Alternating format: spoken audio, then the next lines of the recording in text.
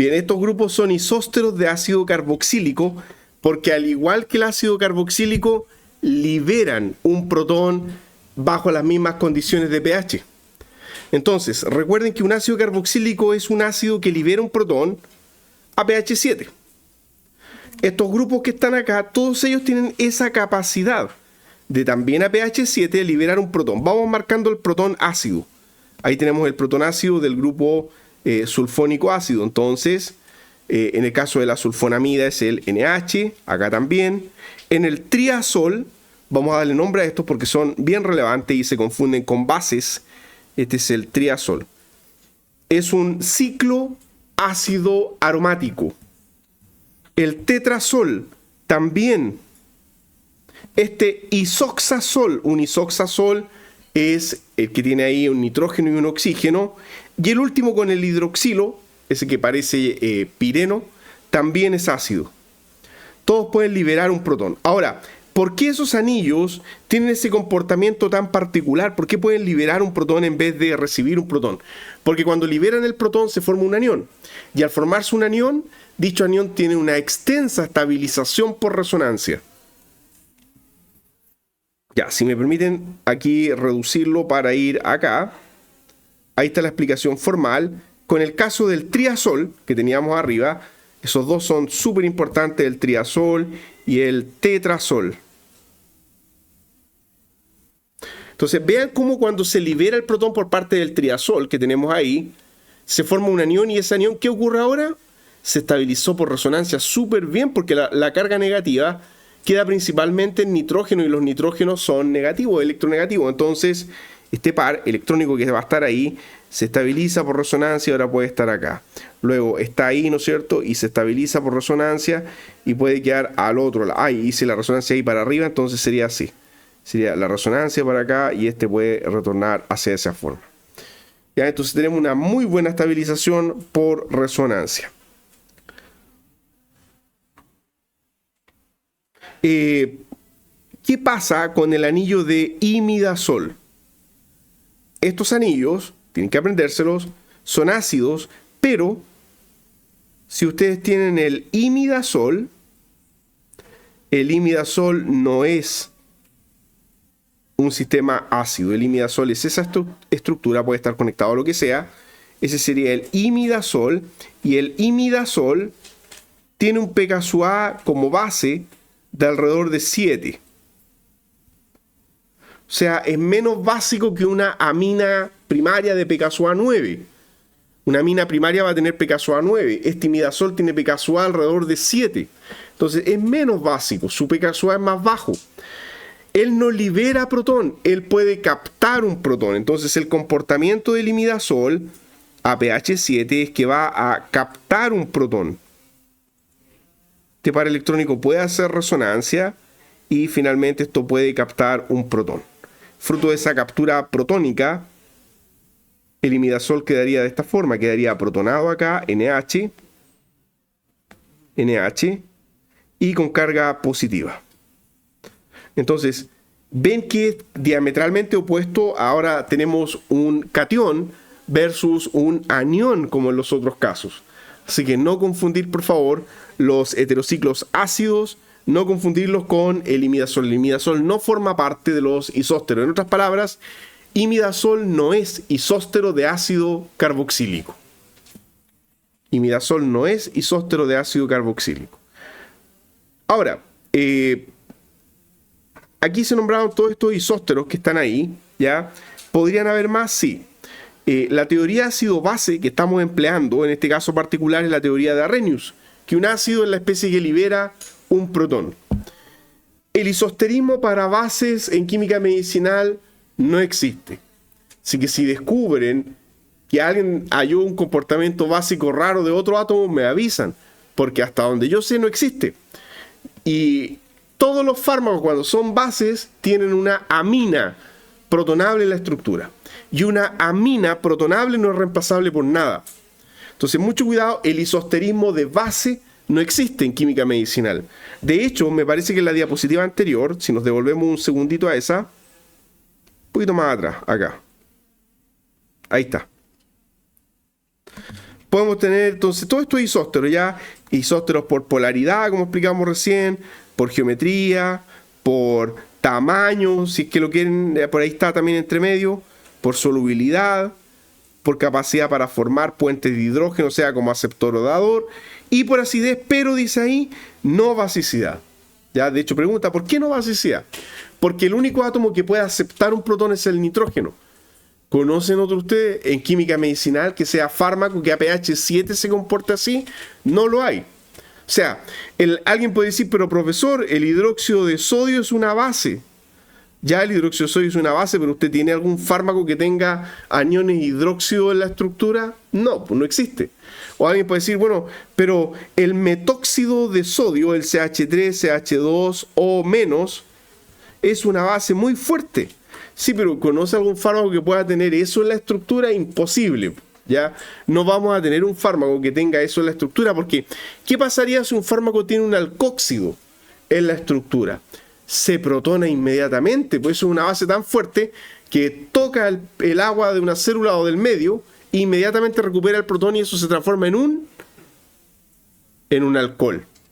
¿Se entiende? Entonces, por eso que eso no va a estar así. No vamos a tener isósteros de base, las bases siempre van a ser aminas. Muy bien, veamos otro ejemplo de isosterismo, este concepto tan trascendental. Miren qué interesante, cuando se amplían las definiciones, como lo que hizo Grimm, ya otro investigador que amplió la definición de isóstero para especies con distinto número de átomos, pero igual cantidad de electrones de valencia. Entonces, según Grimm, hay varias especies que son isósteros. Ejemplo, ahí vemos isósteros por excelencia, de valencia, sería nitrógeno e isóstero de fósforo y de arsénico. Sí, pero ¿conoce usted acaso algún fármaco con arsénico?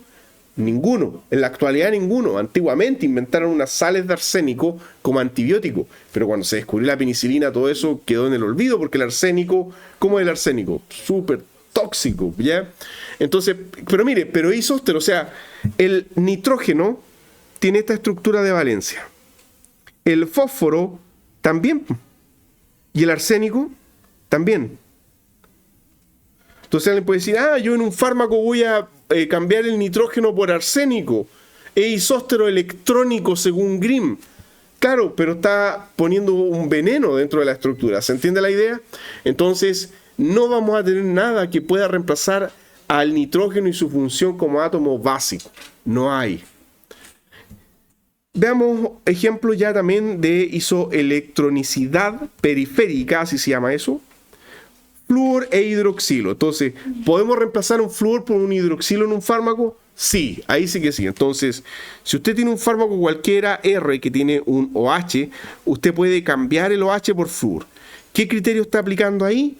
Este criterio llamado el criterio de Grimm. Son isósteros porque nótese que la cantidad de electrones de valencia, 1, 2, 3, 4, 5, 6, 7, ¿no es cierto? La cantidad de electrones de valencia es exactamente la misma. 1, 2, 3, 4, 5, 6, 7.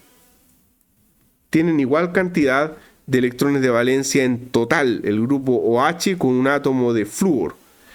Y no solo eso, sino que también se respeta el tema de que son de un tamaño similar, no idéntico, pero similar. Ahora, recuerden que acá lo más importante era que flúor, al igual que hidroxilo, puede aceptar puentes de hidrógeno.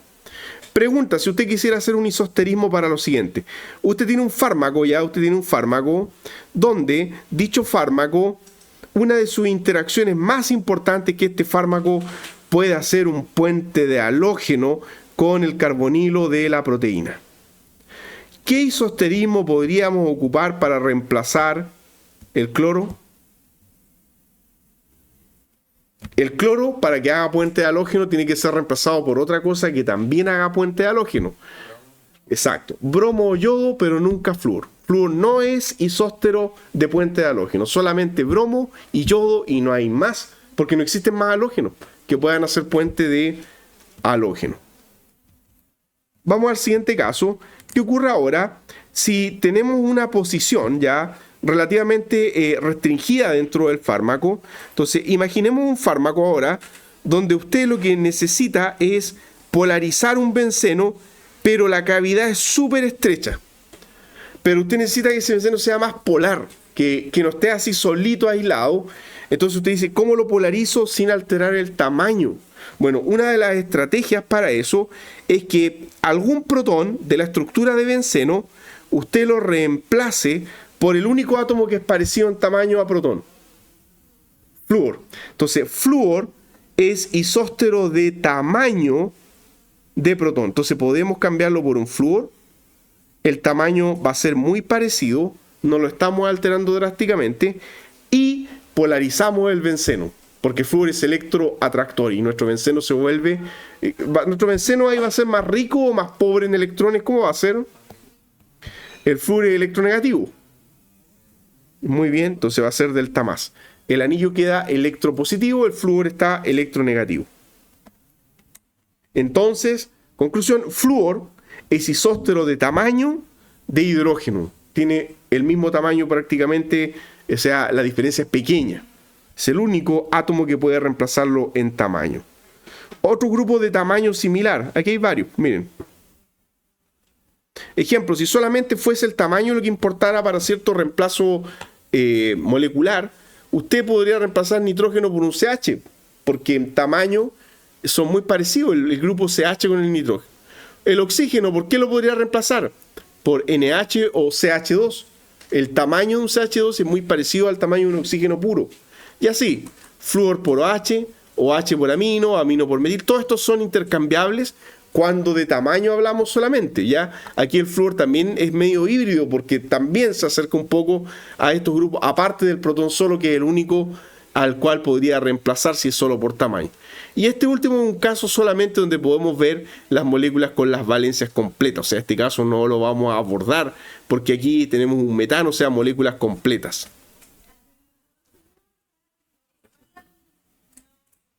¿Perdón? Sí, pero ya la valencia estaba completa, o sea, no vamos a tener ningún fármaco donde podamos colocar un átomo de neón, por ejemplo. Sí, por eso acá, como les digo, este flúor en particular, ¿por qué lo añadieron acá? Porque si bien es cierto, no es estrictamente tan cercano en tamaño a esto, pero electrónicamente sí. Y ese es el criterio que tenemos acá. Estos paneles se llaman los paneles de isoelectronicidad periférica. De hecho está escrito ahí para no escribirlo.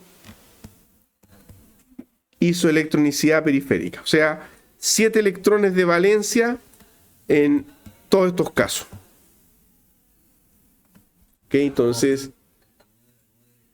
claro, de 7 electrones de valencia para esa columna en particular. El anterior, 6 electrones de valencia, 5 electrones de valencia.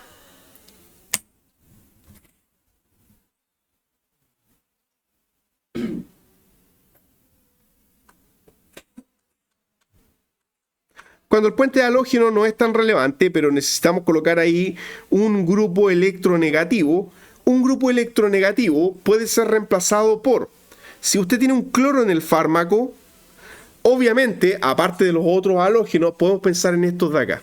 Estos de acá se llaman pseudohalógenos y son el grupo nitrilo y el tiocianato. Entonces, si es que la toxicidad no es un factor relevante y la estructura es estable, no habría por qué temer de tener un grupo nitrilo en la estructura, porque todos han escuchado que el cianuro es tóxico. Sí, pero el cianuro como ácido cianhídrico es tóxico. ¿Ok? Si el fármaco tiene un grupo nitrilo, eso puede ser porque ella está unido covalentemente a la estructura. Entonces, el grupo nitrilo o el tiocianato pueden formar parte de la estructura de un fármaco estando unidos covalentemente, no libre. Esa es la idea acá, que están unidos covalentemente. Y de hecho cuando veamos antidiabéticos, hay varios antidiabéticos que tienen el grupo nitrilo dentro de la estructura y es parte del farmacóforo, no se puede cambiar. Entonces nitrilo puede ser reemplazado, ¿ya? Cloruro, nitrilo, tiocianato son intercambiables. Vean este otro, este lado de acá, el isosterismo sulfuro vinileno. Quiero que piensen en lo siguiente, ya, porque esto es medio raro, un átomo de azufre siendo reemplazado por 2 carbonos. ¿Cómo es eso? Miren. Cuando ustedes tienen benceno, tienen 6 átomos de carbono. Imaginen que a este benceno ustedes le van a reemplazar 2 átomos de carbono. según lo que estamos viendo acá, 2 átomos de carbono podrían ser reemplazados por un átomo de azufre. Bueno, si ustedes hacen eso, la estructura les queda así. O sea, esto sería benceno versus tiofeno. Conclusión, son isósteros. Porque un azufre se comporta como si fuesen 2 átomos de carbono. De hecho, tiofeno es aromático, tiene un par electrónico que forma parte de la resonancia del sistema. Puede incorporar un par electrónico a la resonancia. Benceno y tiofeno son isósteros. Usted dirá, pero solo por ser aromático, ¿no que el anillo ahí se achicó un poco? Pregunta, ¿el azufre es más grande o más pequeño que carbono? Más grande. Un solo azufre hace como el tamaño de 2 carbonos, porque es del periodo 3. Entonces, un solo azufre está ocupando el espacio que ocuparían 2 átomos de carbono. Entonces, estos 2 anillos son muy parecidos en tamaño y además son los 2 aromáticos. Por eso que esa es una isostería. Sulfuro vinileno. Y acá, ocupando este principio de sustituciones en anillos, equivalencia a anillo, bueno, si solamente la aromaticidad es lo que nos interesa, benceno lo podríamos reemplazar por cualquier otro anillo que sea aromático y de tamaño similar. ¿Qué isóstero podría tener el oxígeno? El azufre se parece mucho isoelectrónicamente al oxígeno. Podríamos reemplazar oxígeno por azufre o también oxígeno por NH. ¿Por qué? Porque en estos 2 casos los 2 anillos son aromáticos y son muy parecidos en tamaño. ¿Cómo se llama este anillo oxigenado? ¿Ya? Con un oxígeno y aromático. Muy bien, furano. Y el otro, el NH aromático. Muy bien, este es el pirrol. Pirrol es no básico, ya, así que ojo en eso. Perdón, algo pasó ahí. Ya, el pirrol no es básico porque el par electrónico está 100% deslocalizado por resonancia dentro de la estructura. Este par electrónico está fuertemente deslocalizado por resonancia, igual que uno de los pares electrónicos de oxígeno o uno de los pares electrónicos de azufre, fuertemente deslocalizados por resonancia dentro del sistema. Ya, y estos 2, los últimos 2, son por la aromaticidad y porque el tamaño es similar, ya lo explicamos recién. Ya, pero pregunta, ¿podrá ser benceno isóstero por resonancia de este sistema? No, porque ese no es aromático, tiene un carbono aquí abajo que rompe la resonancia. En tamaño son muy parecidos, el oxígeno tiene resonancia a un doble enlace o al otro, pero se rompe aquí abajo, así que ahí no hay isosterismo por resonancia, no son los 2 sistemas aromáticos.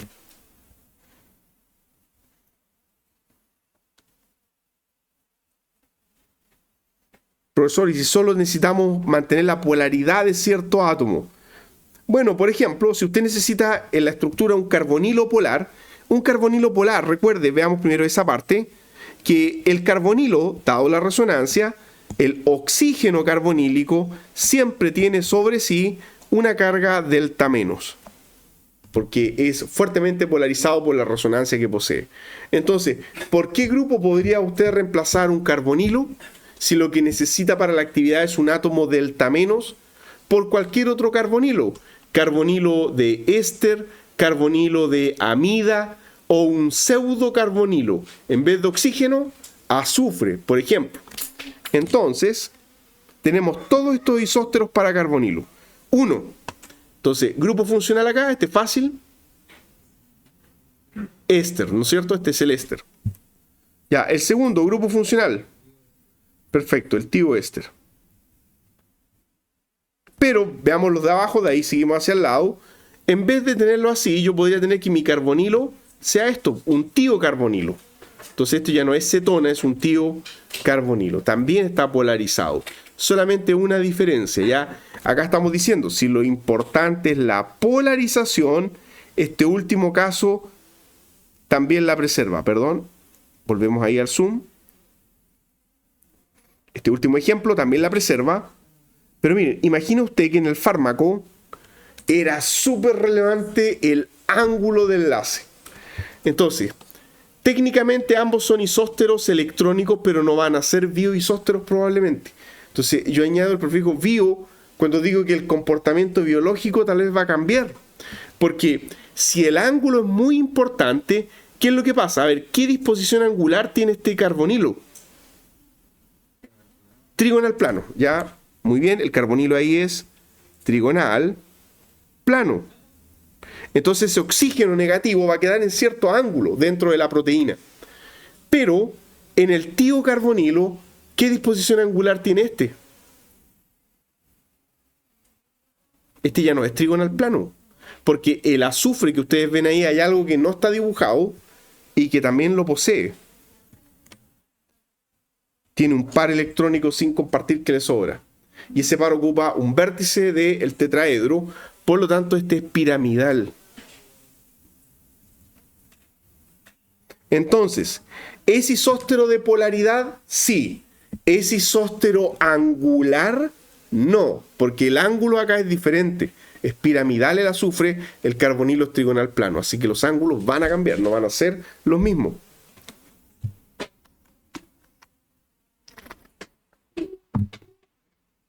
Muy bien. Aquí tenemos otros casos ya de polaridad. En todos estos casos, en la sulfona, en la sulfonamida, en la amida, en todos ellos, el oxígeno siempre va a quedar negativo. Y por eso que son isósteros por polaridad, porque siempre va a haber un oxígeno polar negativo. Profesor, ¿y el nitrilo? Angularmente no es isóstero, porque tiene un enlace triple. Pero ¿quién queda negativo ahí? El nitrógeno queda fuertemente negativo. Entonces también tengo un átomo negativo, pero en un ángulo diferente. Porque el enlace triple, ¿qué ángulo tiene? 180, ¿no es cierto? Entonces, si el ángulo es importante, este puede que no nos sirva porque no va a ser isóstero angular. Perfecto. Entonces ahí tenemos todos los derivados de carbonilo que por polaridad generan un oxígeno negativo o, salvo en el último caso, un nitrógeno negativo en el caso del grupo nitrilo. Bueno, finalmente dice otros agrupamientos isostéricos de carbonilo. Vamos acá. Estos tres grupos que están acá, la tiourea, la N-cianoguanidina y el aminal de nitrocetena, esos tres grupos son isósteros, esos tres entre sí. ¿En qué sentido? En el primer caso, tenemos una disposición de qué tipo. ¿Cómo es este grupo? ¿Piramidal o trigonal plano? Ya, el punto central acá es el carbono. Ahora es carbono en vez de azufre. Ojo, el azufre no está en este punto ahora, está en el extremo. No lo confundan con el anterior, es trigonal plano. Entonces, el carbono es el átomo central y es trigonal plano. Miren, volvamos al anterior, al que yo les dije que era piramidal. Ahí usted tiene el azufre en el centro de la estructura. El azufre hace que esta disposición sea piramidal. Pero ahora no hay un azufre en el centro, sino en el extremo. Pero los nitrógenos unidos a R no serían piramidales. En realidad son trigonales planos porque la resonancia que tienen es muy fuerte hacia el azufre. ¿Ya? No, no lo hay. Y miren, acá en este caso particular, en la tiourea, vamos a tener que el carbono central es trigonal plano, ¿ya? Entonces esto es trigonal plano. Y esto trigonal plano se cumplen todos los otros derivados, ¿ya? Entonces esto es trigonal plano, trigonal plano, trigonal plano. Son los tres trigonales planos. Segunda observación, delta menos en el azufre. Entonces el azufre es delta menos. El nitrógeno aquí abajo, delta menos. El CH acá, delta menos. Usted dirá, ¿y cómo es posible? Porque mire, en el primer caso es fácil entenderlo porque el par electrónico de cada nitrógeno está fuertemente deslocalizado hacia el azufre, haciendo que ese sea delta menos. Y acá también, resonancia, delta menos.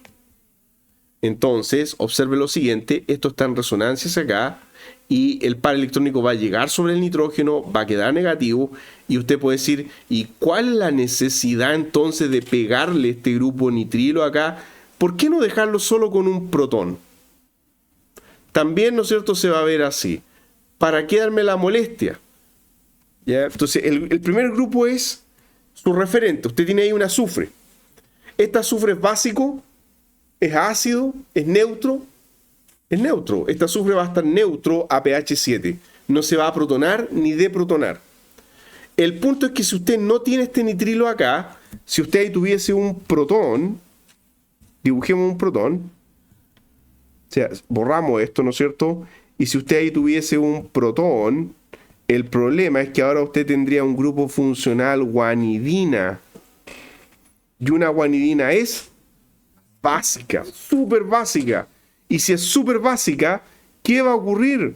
Se va a protonar y va a quedar con carga positiva. ¿Y qué es lo que quería inicialmente usted? Carga negativa, delta menos. Al estar protonado va a quedar positivo. O sea, no es isóstero. Claro, sigue siendo trigonal plano, pero ahora tiene una carga al revés. Entonces no es isóstero porque no es su comportamiento el mismo. Por eso que se hizo necesario conectar el grupo nitrilo. Usted dirá, ¿y por qué el nitrilo impide que se protone? Que alguien me dé la respuesta. ¿Por qué el grupo nitrilo, el CN, hace que ahora ese nitrógeno no sea protonable? ¿Qué particularidad tiene este grupo nitrilo? ¿Es un grupo dador o atractor electrónico? Es un atractor potente. Y como es un atractor potente, impide que este nitrógeno tenga basicidad. Le atrae los electrones muy fuertemente, haciendo que sea imposible que se protone. Tiene un fuerte componente electroatractor.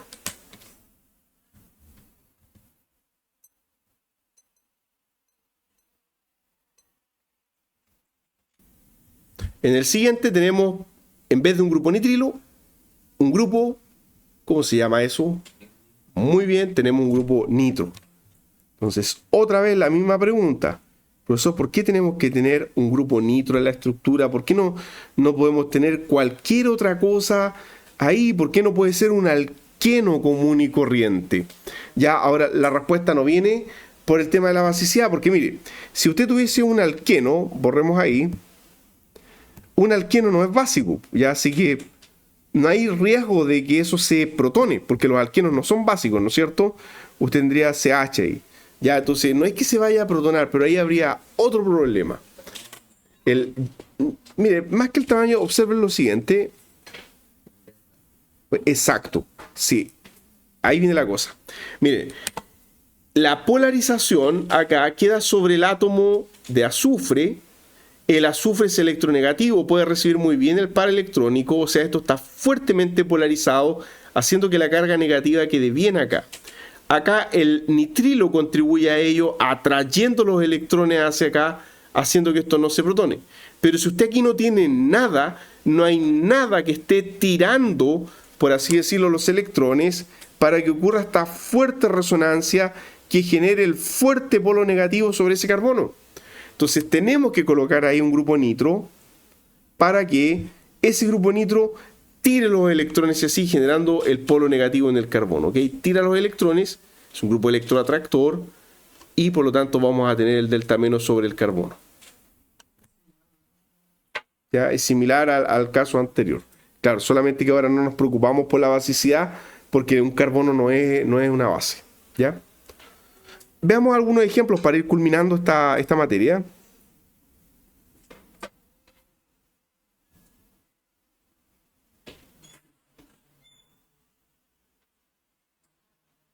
La verdad es que los ejemplos son infinitos.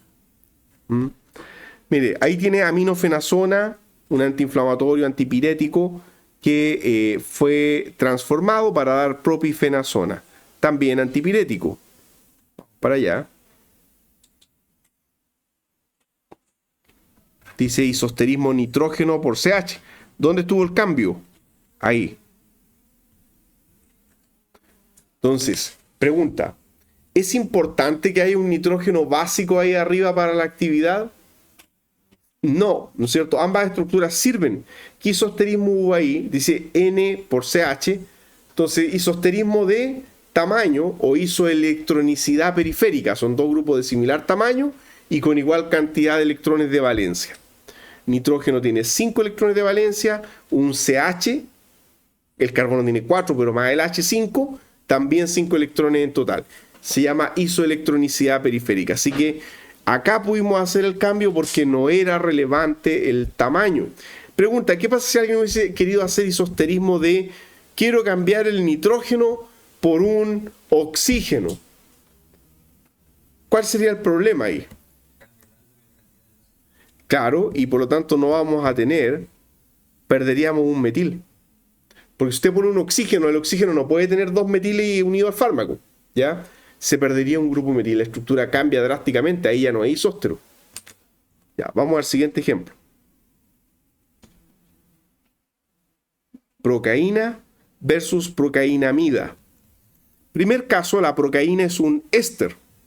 Segundo caso, en vez de un éster, la procainamida es una amida.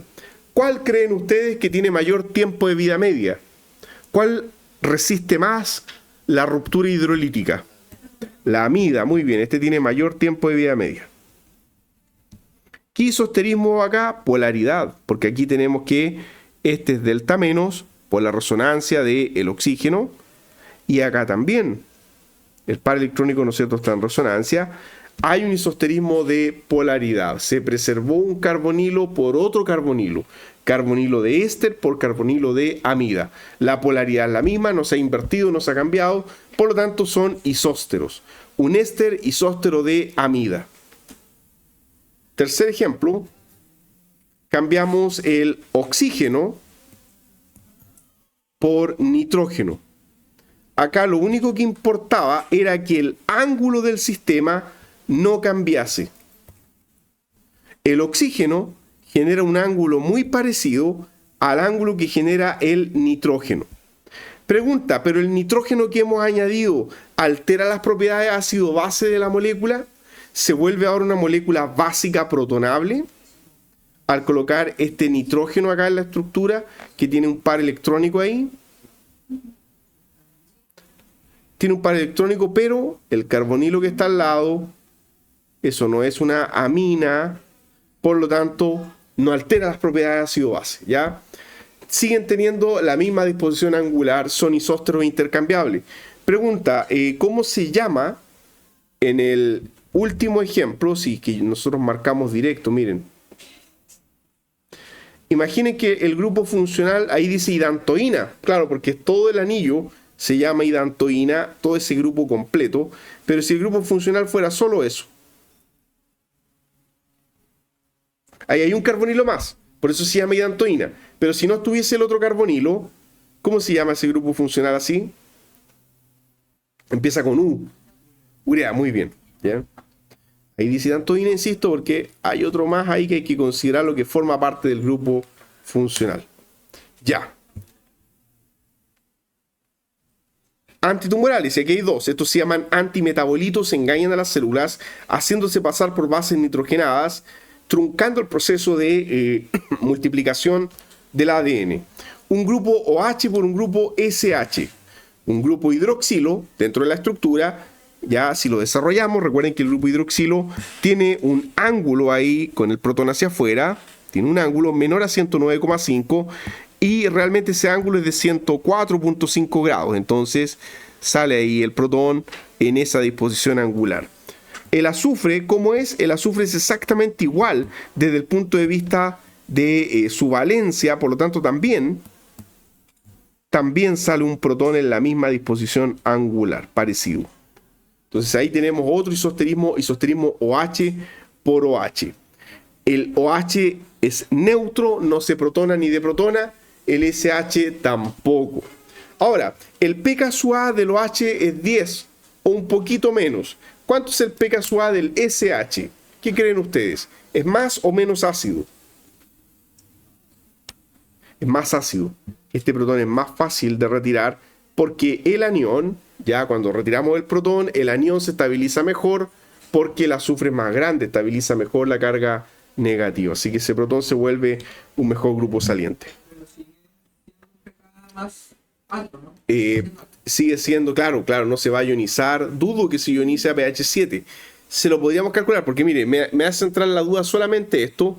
que están conectados a una purina electroatractora. Hay mucho nitrógeno acá que va a atraer electrones y eso suma a la acidez, hace que se vuelva un poco más ácido. Como tarea a estos dos, ustedes le calculan en mol G pKa el valor de pKa de este grupo OH y de este SH que se los va a dar por defecto. Y para terminar ya, aquí tenemos unos últimos ejemplos. Ahí está el antitumoral 5-fluorouracilo. Se administra ya en los tratamientos quimioterapéuticos. Dentro de los cócteles de quimioterapia, el 5-fluorouracilo casi siempre está en todos los cócteles. Y el 5-fluorouracilo imita al uracilo. Entonces las células neoplásicas necesitan uracilo para sintetizar timina, por una parte, que sirve para el ADN, y también porque el uracilo se ocupa en la síntesis de ARN. Entonces la célula tumoral se alimenta, por así decirlo, de uracilo, pero cuando le damos el antitumoral se va a alimentar de esto. ¿Y cuál es el problema? Que la célula tumoral corta fácilmente acá y puede insertar un metil y tiene timina para sintetizar ADN. Pero ¿será más fácil o más difícil cortar ese enlace carbono-flúor? Ya, sí, la energía de carbono-flúor es mayor, ¿ya? La energía de carbono-flúor, ese es uno de los enlaces más fuertes que existe, es muy difícil de cortar, por lo tanto, esa es la estrategia. Inhibimos a la enzima quiere cortar este enlace y no puede cortar el enlace. Pregunta, ¿qué isosterismo es ese? Un protón por un flúor, tamaño, ya son los dos únicos que son cercanos en tamaño. Y este es el último, y ahora sí que los dejo en libertad. El fármaco indometacina, el original, tiene este grupo. ¿Qué es lo que es eso? Ya, un ácido carboxílico. ¿Por qué también este resultó activo? Perfecto, porque es un tetrazol ácido. Lo que explicábamos de antes, este protón puede ser retirado de la estructura porque es un protón ácido. Ese anillo no se protona, ese anillo se deprotona a pH 7. Así que ahí tiene un ejemplo vívido ya de cambiar un ácido carboxílico por un tetrazol que también libera protón. ¿Dónde vamos a ver eso? Cuando veamos terapia antihipertensiva. Fármaco que ustedes deben conocer, el losartán. Se consume mucho, que es para la hipertensión arterial. Bueno, el losartán, búsquenlo, tiene un tetrazol en la estructura. Y si ustedes cambian el tetrazol por un ácido carboxílico, también es activo, pero ese ya es otro fármaco.